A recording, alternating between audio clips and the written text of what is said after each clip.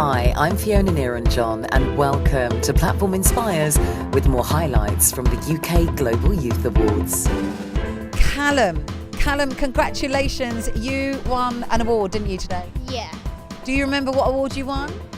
The creative one. It should have been a creative, but it was actually the most imaginative project.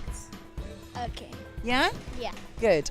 So your imaginative project is, do you want to tell everybody what it is? Robots. What do these robots do?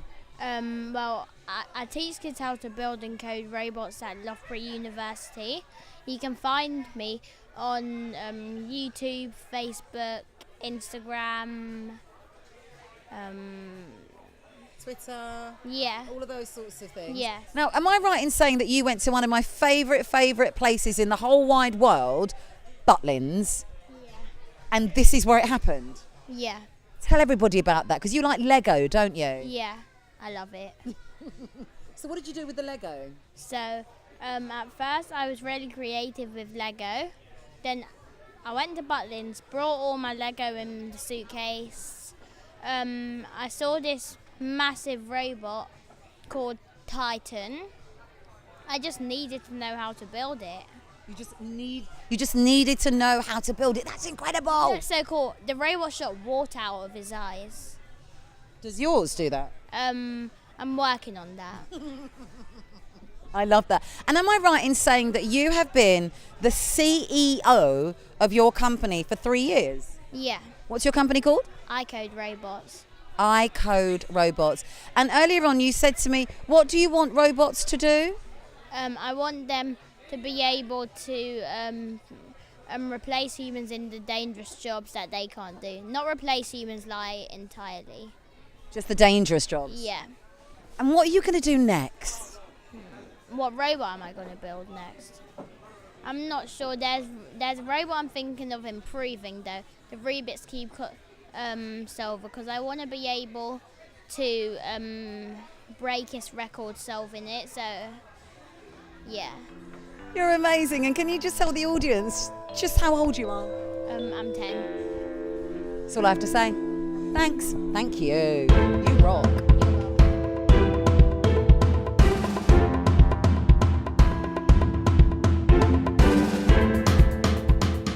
Putting together any event, I know, is amazing and incredible and really stressful. But now it's over. The three beautiful young women who you should recognise if you have been watching Platform Inspires, right, ladies? Right, give the whole nod. Tiffany, Rowan, Tanith. Ladies, I'm just going to pass the mic to you and I'm going to be off mic but asking the question. And the main question is, how are you doing? I'm doing really well. It's been such an amazing day, not just the awards themselves, but this morning we ran workshops and we had some of the nominees and winners there. And I have to say, you know, when we're planning these awards and it seems like everything just isn't coming together at the last minute, and then you stand here and you listen to these inspiring young people doing amazing things and you're like, it's all worth it. Yes. It's, you know, it's just incredible, and that gives me so much energy. I take so much energy from these events, and yeah, I just think it's been really, really amazing. I'm quite tired, which I'm sure the others are too. And Rowan. Thank you. Wow. I know. So exciting, isn't it? It's been such a great day. How does it feel? Like, because you know you're responsible for the awards now. I am, yes. It's really, yeah, it's wonderful. I mean, last year I was helping out with the Positive for Youth Awards, so I have a really good idea and feel for it, and such a passion for what it's about. And you know, we met about 3 years ago at the Positive for Youth Awards, and I think we just got such a shared vision and passion for young people. So yeah, I mean, obviously it all changes when the buck stops with you, as it were. But it's just been wonderful. I think it's just a really great opportunity to celebrate young people and highlight and showcase what they're doing, and I just love the response from the audience, and yeah, it's just been a great day. Brilliant. Tanith, the age range. I mean, just talk to me about that for a moment, please. Well, it's really hard actually, because last year we had to lower the age range for inspiring Vanessa, who you know very well because she was interviewed on Platform Inspires. And this year, you know, it's very difficult, because if you get a nomination in and they're a bit too young, but only like a little fraction too young, and actually I think he just he was 10 just as he arrived here. So As he arrived. So fit in the category, but it just absolutely blows your mind. I was talking to a 13-year-old boy afterwards who sat here at the awards, and his dad was saying to me he feels like, you know, he's 3 years too late now. And then when, you know, speaking to Callum Daniels afterwards, I went and had a chat with him, and I said to him, how long have you been running this company? You know, you're CEO and you're only 10. And he was like, about 3 years. How mad is that? I love the fact he bought staff with him. I know. How is that possible? I've spoken to him. He's incredible and phenomenal. And so are all three of you. Thank you very much. Okay. I loved being here. Thank you. Well, I'm part of the family now. That lasso came, didn't it? The lasso came. So I am now a global change ambassador at Roundtable Global, which I haven't told anybody, and I just have now. Go and enjoy yourselves now, and congratulations. We've got Tanith, Rowan and Tiffany. Amazing. Thank you.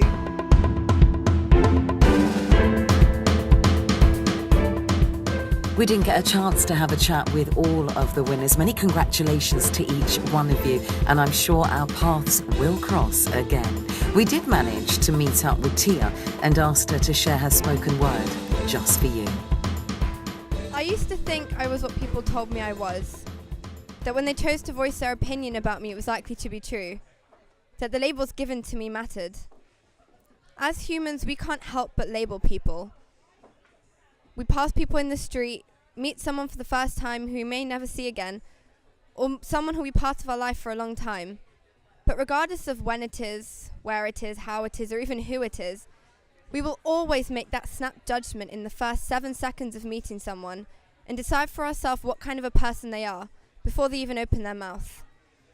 One of our greatest flaws as human beings is our ignorant belief that we must understand and rationalize everything and everyone in order to validate them. We're so afraid of the unknown and not being able to understand humans that we feel we need to categorize them and put people into boxes. We label people like it's black and white and depict them as a person because we think that justifies who they are. It's become something that we almost have to do, whether we realize it or not. We slowly started to spend far too much of our energy fighting who we are because we fear the labels that will be associated with our own truths. We become a society where people are afraid to be who they are, to show the world that, believe it or not, they're not perfect, that they make mistakes and screw things up from time to time. When people hear what they're labeled as, they begin to feel stuck to the words. They begin to act in such a way they think they should, and we start to feel the need to constantly live up to the expectations of our labels. He was labeled smart, so he can't fail a test. She was labeled skinny, so she doesn't eat what she actually wants to eat in fear of gaining weight. She was labeled pretty that one time she left the house with makeup on and hasn't left the house without it since. We've let it get to a point where we think that it's okay to let who we are be defined by other people, and our tendency to categorize has now made its way into every aspect of how we live our lives. Racism, homophobia, sexism, gender expectations, bullying, body image, self-esteem. The labels we've created are adding fuel to the fire and are taking a toll on our society as we know it. I've always been labeled as confident and strong, and for so long I tried to go through life trying to live up to that expectation, making sure that I always put out there I was strong, even if I didn't feel it, or taking on a role when asked or needed to, no matter if I had time to or not. But I started to notice that when I wasn't feeling confident or strong, people would tell me that something was off, that I wasn't being myself. And I started to realize that I let them define who I was for so long that it started hurting me as a person. We need to stop letting our labels define who we are. Without even realizing it, the labels we've created are disempowering. When we let go of our labels, we find something greater than an understanding and a want to be liked. We find acceptance. And when we accept ourselves without judgment, we take the power away from the labels and become empowered. We'd be able to show the world who we truly are and who we want to be without a fear of being judged. Not because people will stop judging, but because we are so empowered that the only opinion that matters is our own. I used to think I was what people told me I was, that when they chose to voice their opinion about me, it mattered. It's time that we show the world we refuse to be defined by our labels, because when we're not defined, we become empowered. Now you can see. Now you can totally see why I just had to ask her to come and share that with Platform Inspires. Tia, you're amazing. Thank you so much. Like that. Wow, what an incredible young lady and what an incredible day. There will be one Global Youth Award happening on the 1st of December, open as well to the UK. For more information, go to Roundtable Global. And a massive thank you to James Hastings of Hastings Films for being a phenomenal director of photography. And thank you for watching. Until next time, bye.